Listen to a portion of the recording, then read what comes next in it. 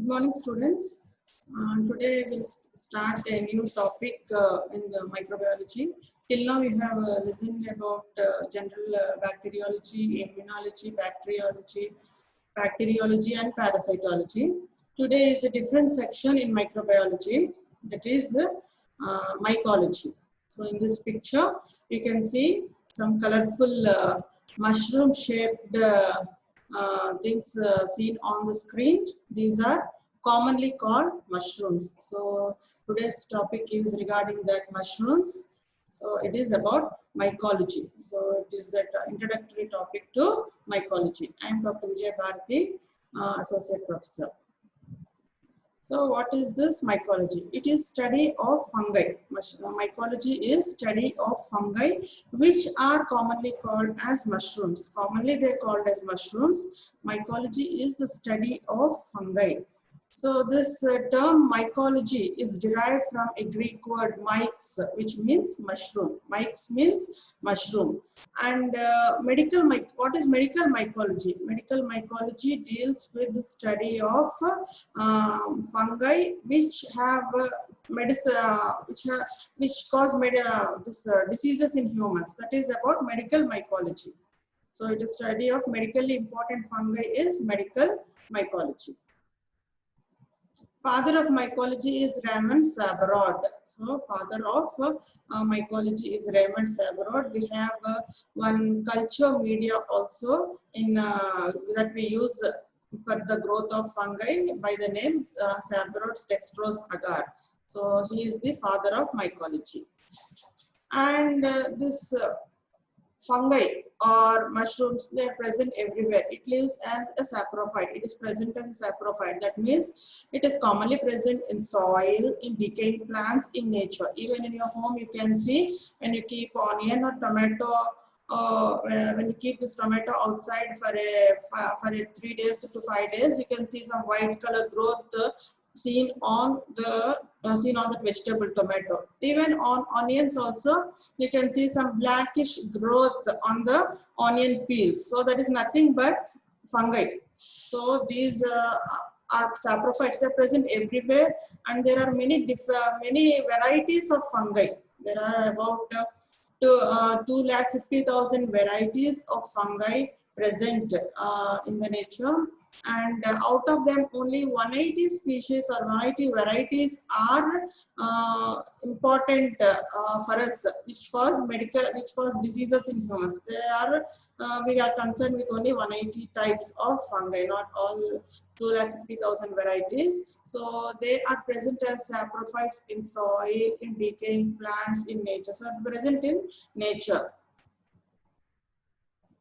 So we'll first see some properties of fungi. Fungi has both useful properties and also harmful properties.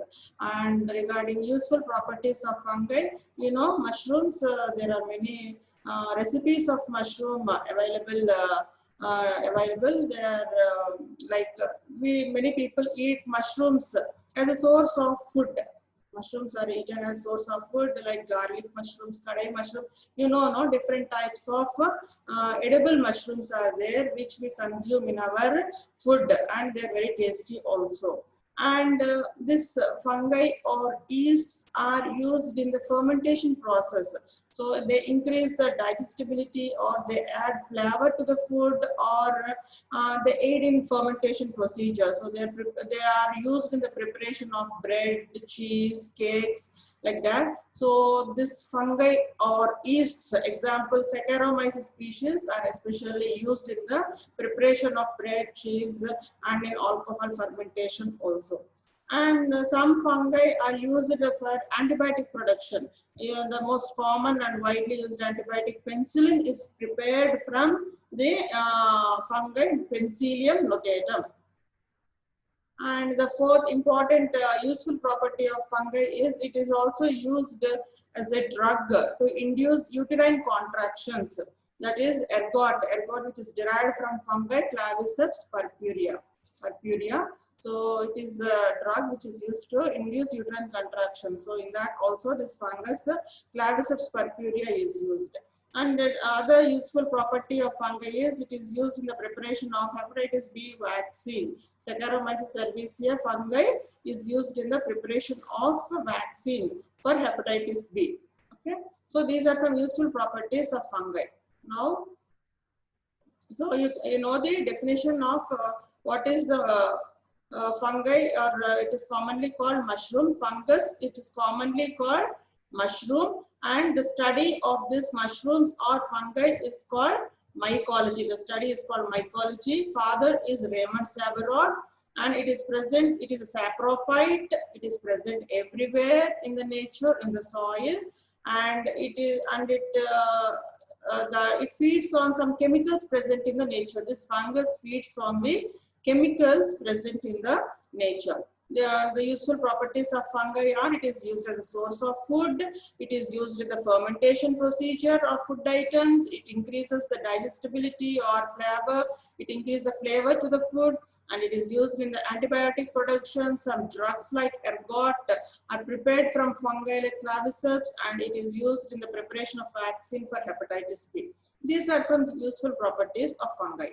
And there are some harmful properties of fungi also. Besides not only useful properties, there are some harmful properties like I told you, this fungi easily spoils the vegetables and fruits. Strawberries, you can see the white colored cottony growth on the fruit strawberry. So when you leave the strawberries for 3 to 5 days outside without keeping them in the refrigerator, you can see the growth of this type of white colored cottony growth, nothing but fungi on the vegetable. So this is one harmful property of fungi. It spoils the vegetables, fruits, not only strawberries, other fruits, onions, vegetables like tomatoes. It spoils all these things. That is one harmful property. Even fabrics and leather, when there is a leather shoes or leather handbag which is not used, or when you keep it like that without using for many days or months, you can see the growth like this, some whitish growth seen on the leather boots also. That is nothing but the growth of fungi. And one more harmful property is it releases some fungi release some toxins called mycotoxins, and they lead to a condition called mycotoxicosis that we'll see later. And these fungi can also cause nosocomial infections or hospital acquired infections, and they can cause superficial and deep infection. In the picture you can see some reddish ring-like reddish infection on the face. That is nothing but due to the fungus, and it can cause such type of superficial and deep infection. These are the harmful properties of fungi. They spoil the vegetables and fruits, they decay fabrics, leather, they release these fungi release toxins called mycotoxins, which lead to a condition called mycotoxicosis. They cause hospital acquired infections, and they also cause skin infections, superficial skin infections. Sometimes deep infections also are caused by fungi. So what are the predisposing factors to fungal infection? Not that most commonly infections to humans are caused by bacteria more than fungi. So only few people are more predisposed to fungal infections. And who are they? Those people who use more antibiotics or whose immunity levels are very low, those who are suffering from immunosuppressive conditions.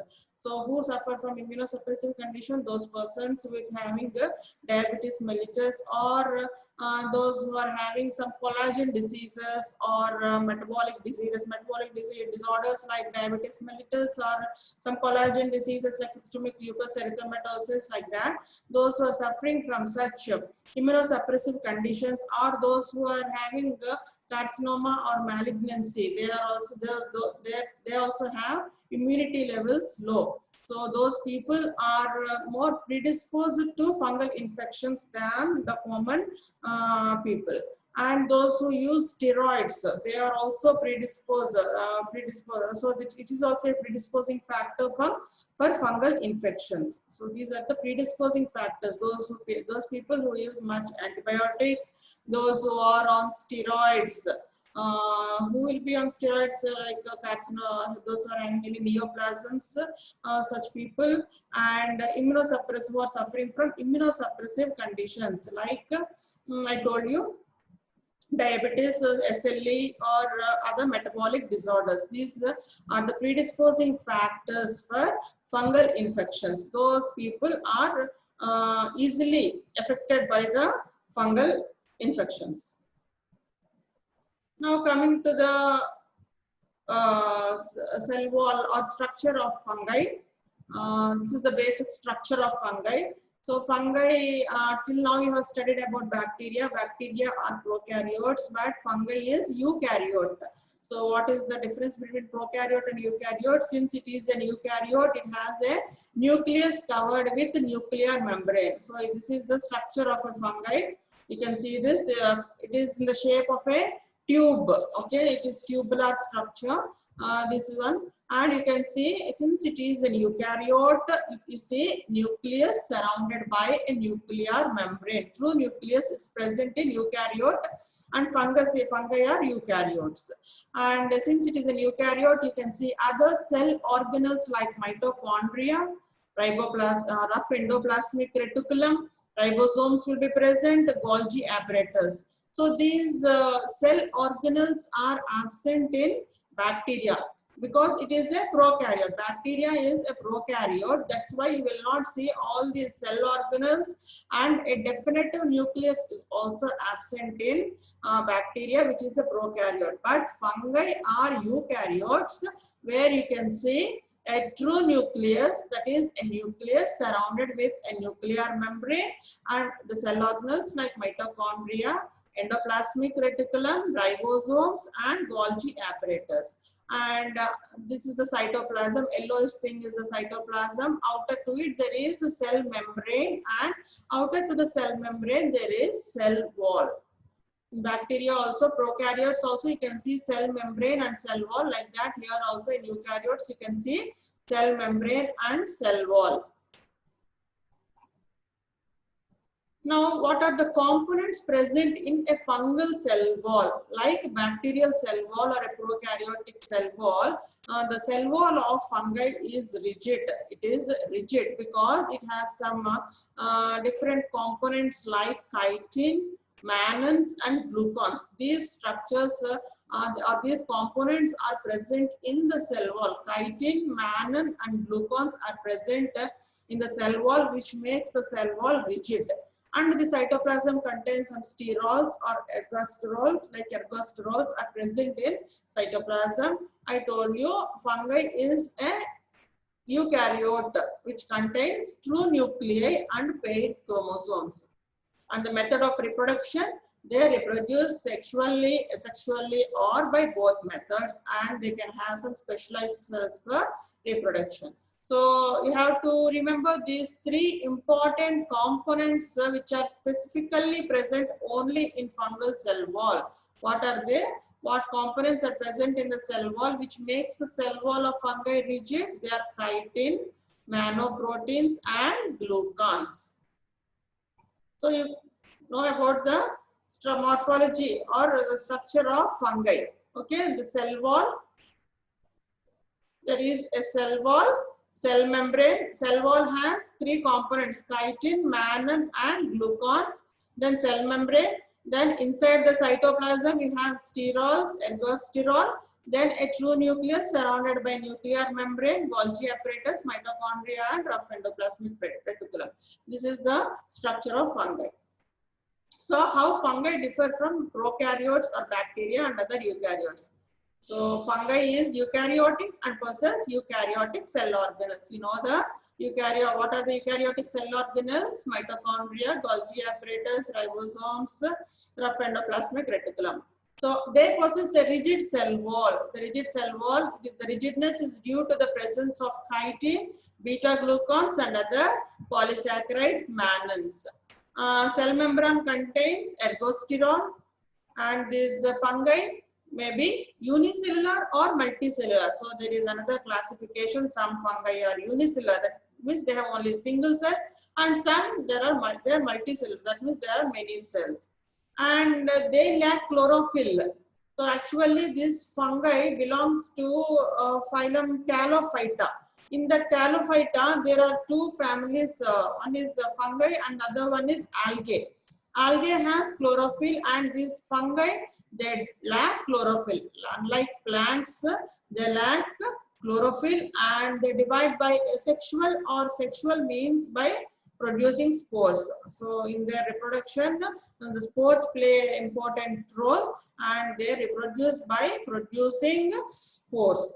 And algae has chlorophyll. So this algae which belongs to Thallophyta, they have chlorophyll, whereas fungi which also belongs to the phylum Thallophyta, they lack chlorophyll. So that's why they are not green in color, because they lack chlorophyll and they cannot synthesize their own food. They lack chlorophyll, they cannot synthesize their own food. They depend on other nutrients present, the chemicals present in the nature as a source of food, or they remain as commensals or parasites. Like that only they can feed, but they cannot synthesize their own food like algae. Okay, that is one difference you have to know. Now, basing on the cell morphology, how the appearance of fungi, depending on that, fungi are classified into four divisions. It is number one is yeasts or true yeasts, yeasts or true yeasts, yeast-like fungi. Third one is molds, and fourth one dimorphic fungi. So these fungi are classified basing on the cell morphology into four groups. What are they? Yeasts, yeast-like fungi, molds, and dimorphic fungi. First one is yeast. Yeast, it is nothing but a round to oval cell that reproduces by budding. It is a unicellular structure. Unicellular, yeast is unicellular. It is round cell or oval cell, and they reproduce by a method called budding. You might have studied in your intermediate like that, the procedure of budding. So they reproduce by the method of budding. There are two important genera in yeasts you have to know. One is Cryptococcus neoformans and the other one is Saccharomyces cerevisiae. Saccharomyces cerevisiae is non-pathogenic or edible fungi. I told you this Saccharomyces cerevisiae can be used in the fermentation of alcohol or in the preparation of bread, cheese, cakes, etc. It is non-pathogenic or edible fungi. Saccharomyces cerevisiae, edible yeast. So this yeast is used in the kitchen. It is used for preparation and it is used in the fermentation procedures. But this pathogenic yeast, Cryptococcus neoformans, is a very dangerous pathogenic yeast which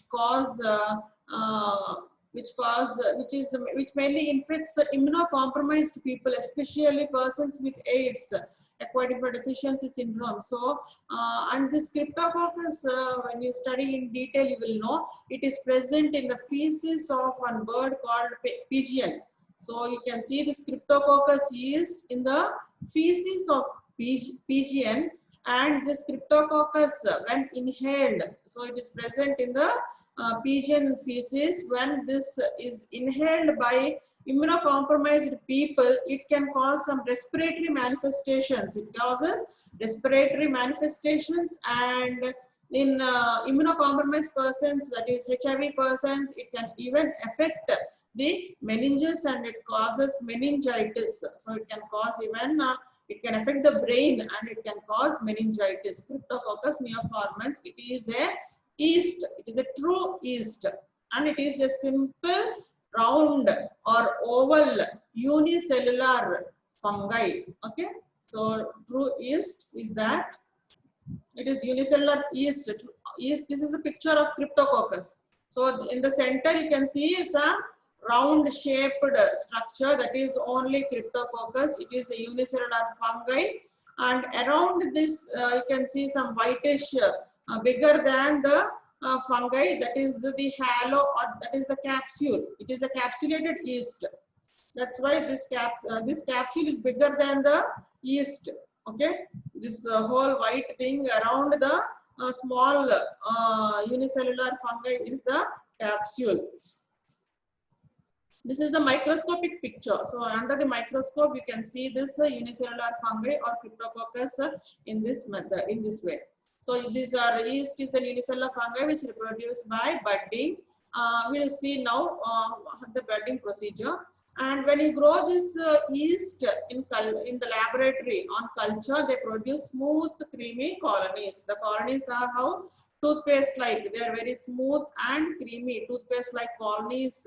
Colonies will be growth of the Cryptococcus on the media. Media means, you know, the bacterial media like McConkie and blood agar, but those media we don't use for the growth of fungi.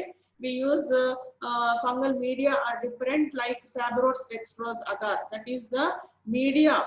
Media means where the fungi are grown. So on that media, you can see the creamy colonies, the colony, the growth of the Cryptococcus is like toothpaste or creamy, creamy colonies, and they're smooth, okay? And Cryptococcus neoformans is a capsulated yeast. So you can see this yeast, unicellular yeast, around this big halo is the capsule. If you see under the microscope, the appearance of Cryptococcus is like this.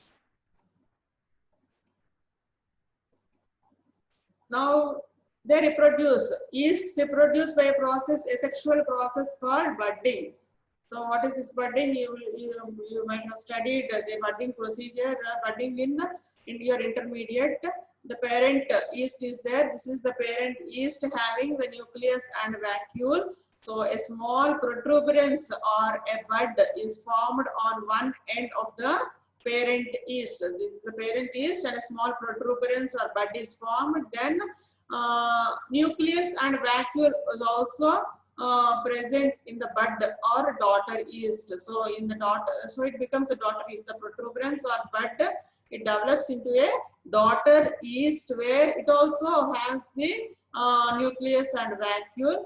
Finally, then later after some time, what happens? This constriction. At this constriction, it gets separated off from the parent yeast. The daughter yeast gets separated from the parent yeast and gets separated, and it can live individually. So this is the process of budding. A small protuberance is formed, and the nucleus and vacuole is also developed in the daughter yeast, and it gets eventually it gets separated from the parent yeast. This is the procedure of budding. So you know now what is a first. So morphologically, first in the classification, first division is yeast. And what is an yeast? It is round to oval cell that reproduce by budding. Two important genus are there. One is non-pathogenic, that is Saccharomyces cerevisiae. Pathogenic is Cryptococcus neoformans. And the best example of true yeast is Cryptococcus neoformans, which is a capsulated yeast. It reproduces by a method called budding. And on culture in the laboratory, when you grow on SDA, they produce smooth and creamy colonies. This is the method of budding. A protuberance is formed and the daughter yeast gets separated from the parent yeast. Second classification, in the classification, this is the third one, molds. So yeasts are unicellular or unicellular fungi. They are in the shape of round oval shaped, but molds are filamentous fungi. Filament means tubular. They are not round, they are not oval, they are filamentous. Filamentous means like a tube, and they don't reproduce by budding procedure, but they reproduce sexually or asexually by forming spores. The method of reproduction is different in the third category, that is molds. These are filamentous fungi, not round fungi or oval fungi, but they are filamentous, which means they are present in the form of a tube. And the method of reproduction is also different, not budding, but they reproduce sexually or asexually by forming some different things called spores. Now this is the third division, but now in detail we'll see about the second thing, that is yeast-like fungi. They are intermediate between true yeast and true molds. Their yeast-like fungi, which is the second category, is in between true yeast and molds. They don't appear like true yeast and they don't appear like true molds. and that's why they are called yeast-like fungi. Best example is Candida. Candida albicans is example for yeast-like fungi. I told you yeast, the appearance of yeast is like round oval cell, and the appearance of molds is filament like a tube. So appearance of mold is like a filament or tube. But this yeast-like fungi means it is not a round shaped cell, or it is not a true filament. It appears like that. That's why it is called as yeast-like fungi. Why it is appearing like that means this yeast-like fungi or in Candida, it also reproduces by a procedure called budding. But this bud doesn't separate from the parent yeast. This newly formed bud does not separate from the parent yeast, and it continuously, this budding goes on, and those buds don't get separated, and it forms a chain of buds which appear like a filament, or which appear like a hypha. That filament in mycologically, that is called hypha. Filament is called hypha, and that's why it is not a true filament. It is not a true hypha, or it is not a true hypha. It is called pseudo hypha, because it is nothing but a bud. Because what is this pseudo hypha? It is a bud which is not getting separated from the parent yeast. It is not getting separated from the parent yeast, and it is continuously, this budding procedure is going on, and it is forming a chain of buds which is resembling like a filament, but it is not a true filament or a true hypha, and that's why it is called pseudo hypha. It is called pseudo hypha, and they are called as yeast-like fungi. They are not true yeasts, but they are called yeast-like fungi, and the example is Candida albicans. Example is Candida albicans. So microscopically you can see like this. These buds, which continuously these buds are formed but not getting separated from the parent yeast, and it is appearing like a filament or a hypha, and they are called as pseudo hypha. Yeast-like fungi, they grow partly as yeasts and partly as elongated cells resembling hypha, which are called pseudo hypha. Example, Candida albicans. So in this picture, understood, no? So it is not unicellular, it is multicellular. Many cells are present, but true yeasts are unicellular. They have only a single unicellular structure. This yeast-like fungi is also multicellular. Now, understanding some terminology. What is the hypha and mycelium, we'll see now. The simplest fungus is a unicellular, single-celled budding that reproduces by budding yeast, a simple fungi. So, simplest fungus is a unicellular budding yeast. What is hypha? Hypha, I told you, it is it appears like a filament. Hypha is nothing but a multicellular. It is multicellular. So you can see some 3-4 cells like this here.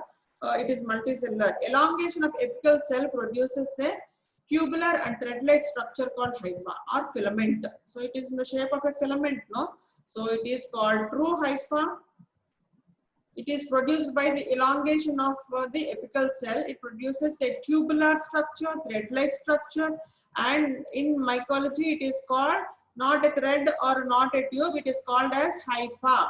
It is called, this filament is called hypha. What is this mycelium then? If the filament is a single filament or single hypha, it is called hypha. If many filaments or many hypha are present, it is called mycelium. Tangled mass of hypha is called as mycelium. Fungi producing mycelia are called molds or filamentous fungi. So those fungi which produce hypha or many hypha, that means mycelia, are called molds or filamentous fungi. So this is appearing like a filament, that's why they are called as filamentous fungi or molds. They are not yeasts. Yeast is a unicellular thing. Yeast is a true yeast is unicellular, single, round or oval shaped cell. But this is a filamentous fungi or molds, which is multicellular, and it is in the shape of a filament or tube. So what is the difference between hypha and pseudo hyphae? Pseudohyphae, I told you, you see in the second category, that is yeast-like fungi. So how is it formed? It is formed by procedure called budding. By budding only that pseudohyphae is formed, and they are not separated from the parent cell. It is formed by procedure called budding, and hyphae is formed by apical elongation. Here there is no budding procedure. These filaments are formed by apical elongation. The cell walls are parallel to each other. So you can see the cell walls are parallel to each other in true hypha. The cell walls are parallel. Whereas in pseudohyphae, cell walls are constricted at septa. So this is the cell wall, and in between you can see some perpendicular straight lines. They are called septa. This is a septate hypha. The partitions are called as septa. Cell walls are parallel and the septa are present. Whereas in pseudohypha, they are not parallel. So you can see the constriction like a oval, a big elongated oval structure you can see. They are not parallel, but they are constricted at the, they are constricted here. So these constrictions are present for pseudohyphae, whereas the constrictions are absent in true hypha.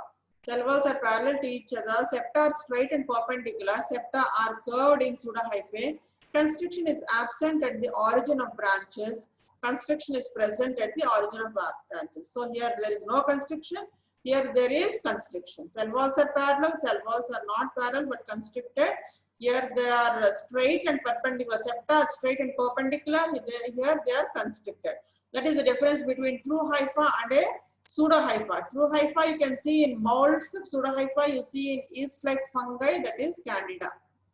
Second category is the yeast-like fungi. Example, Candida albicans. And the other thing I told you, so the cell walls are parallel and some partitions are present. They are called as septa. The partitions in between the tube or filament are called as septa. And when septa are present, they are called septate hypha. Now the terminology is different now. We won't call them as tubes or filaments. It is called hyphae. So you have to remember this new terminology in the introductory class. You have to get acquainted with the new terminology so that when you study in detail about each and every fungi, this terminology will be continued. So you have to learn this terminology in the introductory class. So this, what is septate hypha? The partitions present within the hypha, which are straight and perpendicular, they are called septate hypha. And when the septa are absent in the filament or hypha, they are called aseptate hypha. They are called septate hypha. There are two types of hypha, septate hypha and aseptate hypha. So in this is also same thing. Partitions in the hypha, it is called septate hypha, and aseptate hypha is also called cenocytic hypha. Only nuclei are present. Only nuclei are present. It is called cenocytic hypha.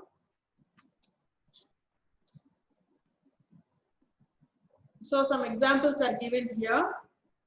Septate hypha.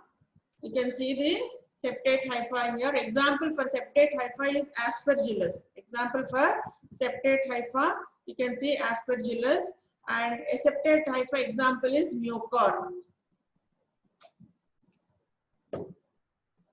Example for aseptate hypha.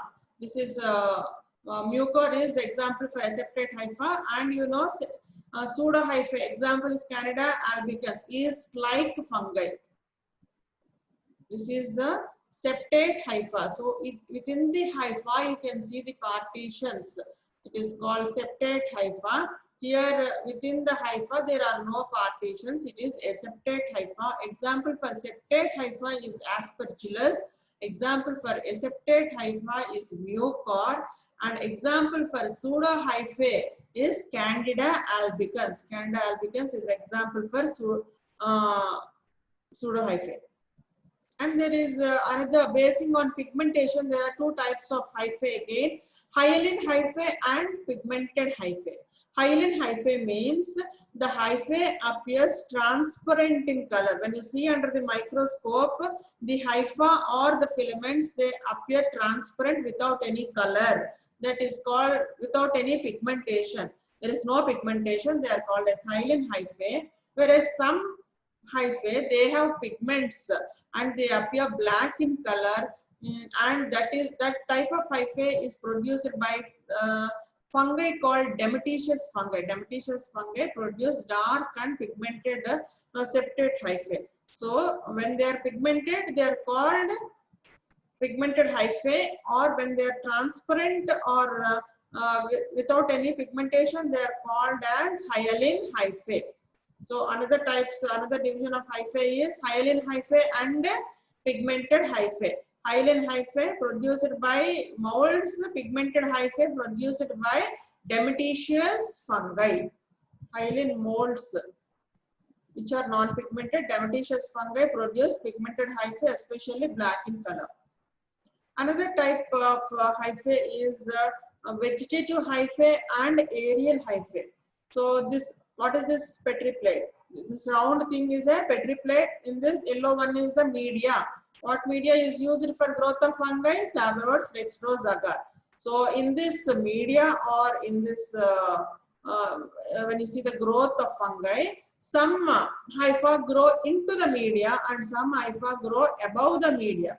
So the hypha that is growing into the media for absorbing the nutrients from the media, it is called vegetative hyphae or submerged hyphae. Why it is going into the media? To absorb the nutrients from the media. Then only it can grow. That fungi can grow. Or the hypha that is growing above the media into the air or into the open free space, it is called aerial hypha, and it is called fertile hypha because it produces some fruiting bodies or spores are produced from the fertile hypha. That is one more different. This is one type of hypha. Till now you have seen three different types of hypha. One is basic on cell division. They are septate hypha, aseptate hypha, and pseudohypha. Basing on the pigment produced, they are hyaline hypha and pigmented hypha. Basing on the growth, on how they are growing, they are classified as vegetative hypha or submerged hypha, and the second one is fertile hypha or aerial hypha. So what is hypha? It is a tube or filament produced by molds.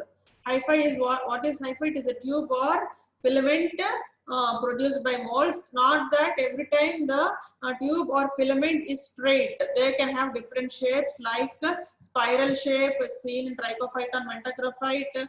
It can be in the shape of a comb called pectinate body seen in Microsporum adoni, and it can be seen in the hypha or filament can be in the shape of a chandelier. Chandelier means those that you hang from in your drawing room for light purpose. So that is called chandelier, and some are fungi in the shape of a chandelier or antler hyphae seen in fungi Trichophyton schonleni, and some are in the shape of a nodule. So in between you can see the nodules. They are called nodular organs seen in Microsporum canis, and some in the shape of a racket or shuttle bat or racket. So one end is broad, other end is tapering. So that one you can see racket hyphae in Epidermophyton flocosum. So these are the different shapes of hypha. So hypha have different shapes.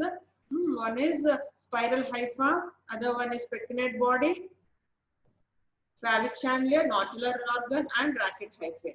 So under the microscope, you can see the spiral hypha, pectinate body, racket shape like this. Now mycelium. What is a mycelium? It is when a single tube or filament is present, it is called hypha. When it is multicellular or entangled mass of hypha is present, it is called mycelium. Entangled mass of hyphae is present, it is called mycelium. Tangled mass of hyphae is called mycelium. Fungi producing mycelium are called molds or filamentous fungi. When it is a single filament, it is called hypha. When it is entangled mass, it is called mycelium. So every time you can see this entangled mass of mycelium when you observe the growth of fungi under the microscope. Not a single filaments it produces entangled masses called mycelium.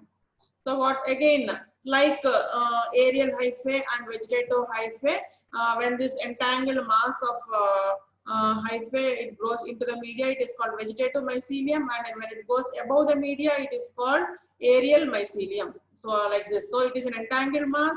So the mycelium growing into the media is called vegetative mycelium, and the mycelium growing above into the open space, it is called aerial mycelium. Aerial mycelium consists of fruiting bodies, and it is called fertile mycelium. It contains fruiting bodies or spores. So now we can understand these terms. What is a yeast? It is a simple unicellular budding yeast. The tubular elongations or thread-like structures are called as hypha. Tangled mass of hypha is called as mycelium. Molding produces filamentous fungi. So filamentous fungi are nothing but molds. The types of hypha are septate hypha and aseptate hypha. That is one type of classification. The grown up hypha, the hypha that grows up into the above the media is called aerial mycelium, and the hypha that grows into the media is called vegetative mycelium. So now third category is molds or filamentous fungi. So you can see the filamentous structures, they are not unicellular, they are multicellular. They form through mycelia. That is, it is not a singular hyphae. Many hyphae are present. That's why it is a true mycelia. They reproduce by different. So some red round structures, or you can see they reproduce by this by forming spores. And you can see two types of hypha in molds or filamentous fungi. That is vegetative hypha or aerial hypha. Examples are Rhizopus and Mucor.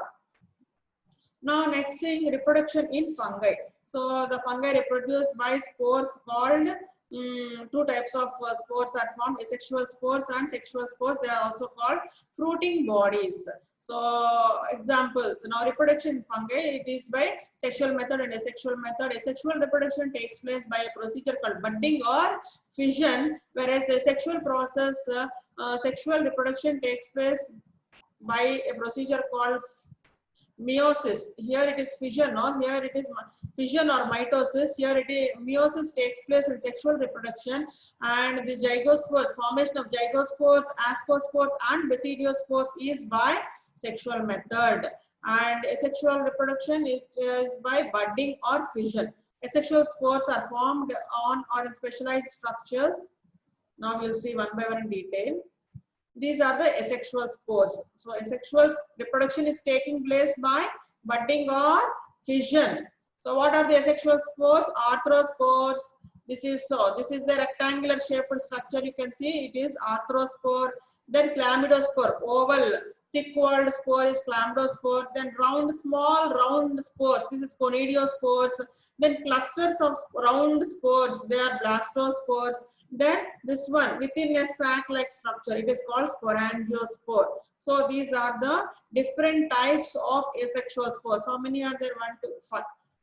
5 are there. So 5 different types of asexual spores are formed: arthrospores, chlamydospores, conidiospores, sporangiospores, and blastospores. Now coming to arthrospores. This one is arthrospore. It is formed by segmentation and condensation of the hyphae. So hyphae is present. Hyphae is condensed and it is separated by segmentation procedure. Like that, it gets separated. That is, it gets thickened, it gets condensed, and it gets thickened. Hyphae is present. That hypha gets thickened and condensed and gets fragmented or separated, and that is called, and it forms arthrospore and it gets separated. Okay, that is arthrospore. So arthrospores are formed by segmentation and condensation of the hyphae. What are chlamydospores? They are thick-walled resting spores. So Candida, you can see oval unicellular budding budding yeasts are seen in Candida. So those yeasts, they become thick-walled resting spores. They become thick-walled. So budding unicellular yeasts are present and they become thick-walled and they are called chlamydospores. So yeasts, unicellular budding yeasts are present. So when it forms a thick wall around it, it is called chlamydospore. For example, Candida albicans. So these are second asexual spore.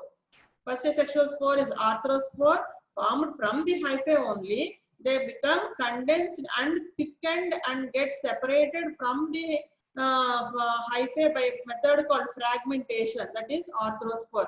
Chlamydospore in Candida albicans, you can see that round oval budding yeast-like cell gets thickened and it forms a chlamydospore. Example, Candida albicans. So basing on the position, it is called terminal chlamydospore when it is present in between the pseudohyphae, it is called intercalary chlamydospore. When it is present at the tip of the hypha, pseudohypha, it is called terminal chlamydospore. When it is present in between the pseudohypha, it is called intercalary chlamydospore. The next one is blastospore. These are like unicellular yeast like round shaped structures, but they appear as clusters. Round shaped ones only, but appear as clusters. They are called blastospores. So these are the three different chlamydospores and blastospores and pseudohyphae. This is the picture of Candida albicans. And the other types of asexual spores. These are the asexual spores. Now we have studied about arthrospores, we have studied about chlamydospores and blastospores, which appear which appear in clusters. Blastospores appear as clusters and they are formed by budding.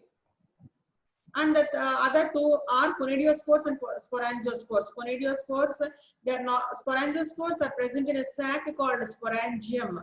You can see this one stalk this is hypha, and from the hypha a conidiophore or stalk is formed, and then at the tip you can see some round structures. They are called conidiospores or conidia. They are not present in any bag-like structure or sac-like structure. That is the difference between conidiospores and sporangiospores. Whereas in sporangiospore, it is present in a sac-like structure called sporangium, and the stalk is called sporangiophore. Both are asexual spores.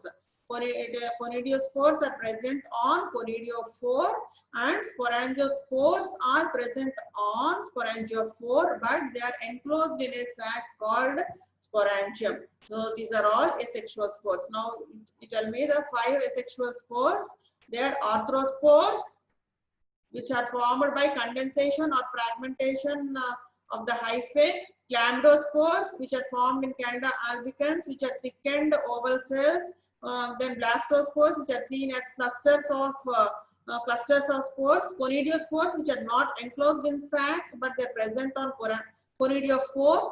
Then sporangiospore, which are enclosed in a sac-like structure and present on sporangiophore.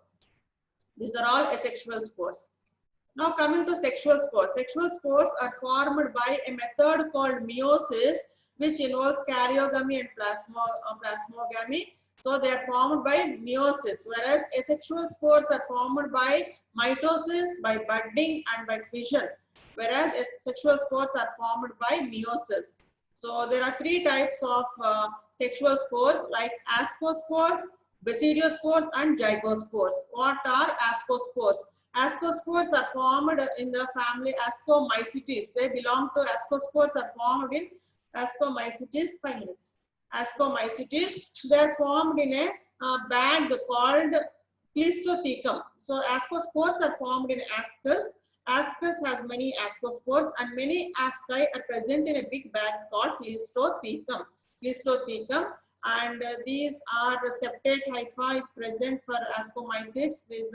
They reproduce by sexual method by forming ascospores, and these ascospores are present in a sac called ascus, and many asci are present in a bigger bag called Cleistothecum. Each ascus has 4 to 8 examples. For Ascomycetes is Penicillium and Aspergillus.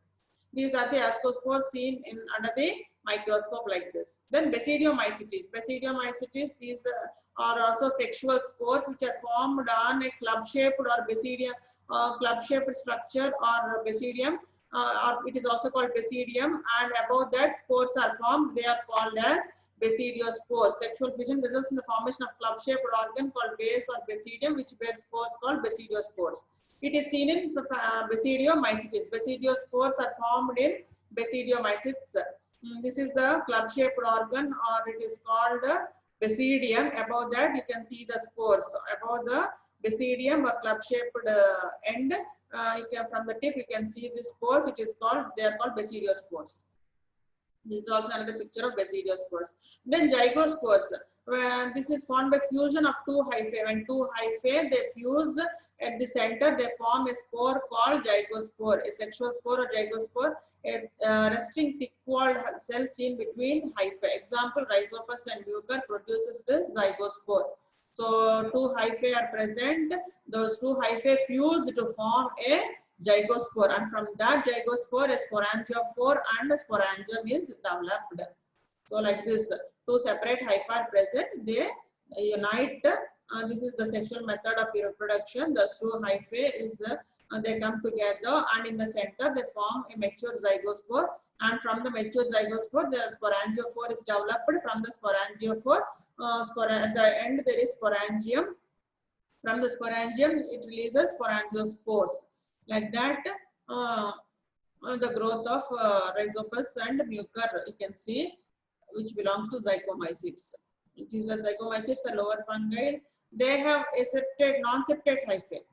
Till now you have seen ascospores, basidiospores and zygospores in sexual reproduction. Among these three, zygomycetes have broad non-septate hyphae, whereas ascomycetes and basidiomycetes have septate hyphae. Only zygomycetes have non-septate hyphae, and the asexual spores are called sporangiospores and are present within a swollen sac-like structure called sporangium. And dimorphic fungi. What are dimorphic fungi? These fungi appear in two ways. That is, at one temperature they appear like molds or filaments, and at 37 degrees centigrade they appear as yeasts.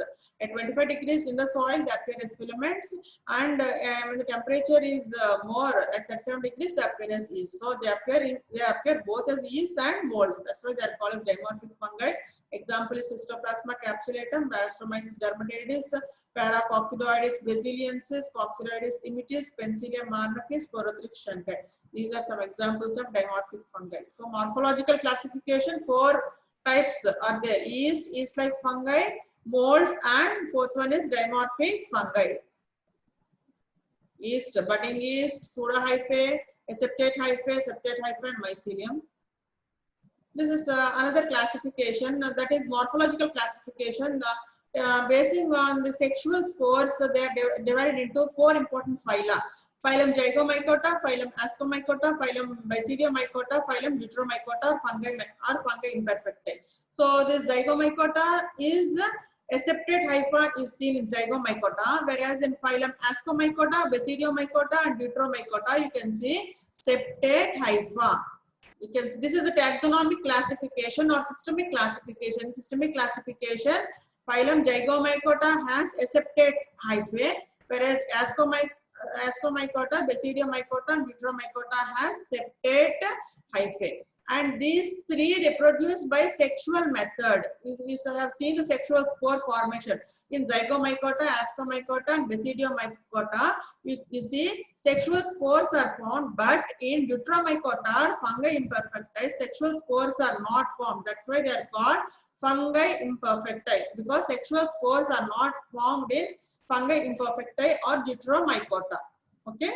Now you can see the 3 types of fungal spores: zygospores, ascospores, basidiospores. Ascospores, zygospores observed in zygomycetes, ascospores in aspergillus, basidiospores in cryptococcus. Then asexual spores, some are given here. Arthrospores observed in Trichospora, blastospores in Candida, chlamydospore in Candida albicans.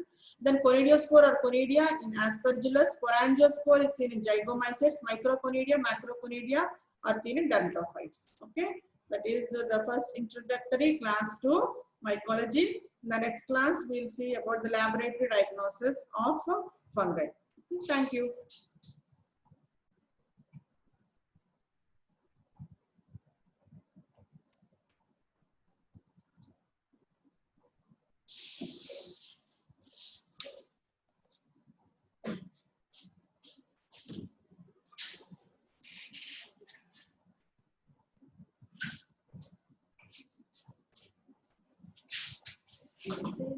Yeah.